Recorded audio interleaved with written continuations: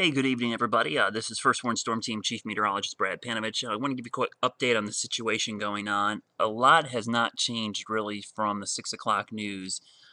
Still horrible news coming out of Kentucky now. Numerous large tornadoes have been moving through eastern Kentucky. Just a quick look at the radar up there. Pretty much everything you see has been confirmed. Large wedge tornadoes moving into eastern Kentucky, a couple towns, at least the reports we're getting in, like West Liberty and a couple others, may have been heavily damaged. Tornado warning in Charleston, West Virginia. One of the interesting things about this is helping to dispel the myth that tornadoes don't hit mountains. That could not be farther from the truth. We've got large tornadoes moving into the mountains of West Virginia and eastern Kentucky. And then down closer to home, we still have tornado warnings near the North Carolina borders, one near the Smoky Mountains, another one down in Andrews.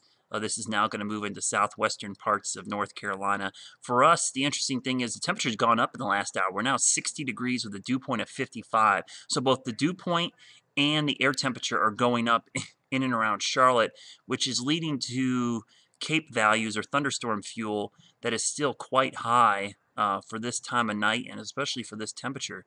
The Capes are still well above 400 or 500, even 700 around Charlotte.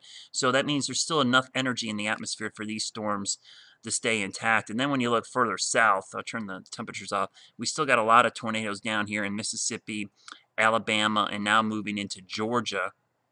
So as this whole line moves our way, it's likely we're going to see these strong storms, excuse me, stay intact as they move in our direction.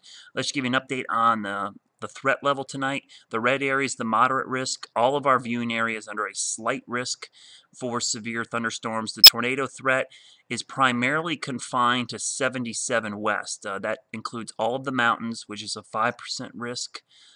Even into the southwest corner of the state, it's actually a 15% risk. In and around Charlotte, about 2 to 5% risk, but it's really I-77 west. And when I talk about I-77 west, this line right here is I-77. If you live west of there, you have the threat for tornadoes through the overnight hours. So I anticipate at least a couple tornado warnings in our area, especially across the southwestern part and the western part of our viewing area.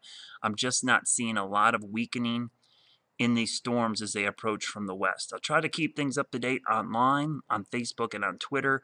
Of course, if we get any warnings, we'll break in. I'm also streaming the radar live on our First Warn Storm Team channel, so you're more than welcome to go over there and watch the radar. I may chime in there eventually. I will post an update and tell you that I'm going to be streaming live, and you can hop in there and we can talk more about the situation. Hope you're having a great evening. Please stay tuned to News Channel 36 for the latest on this severe weather.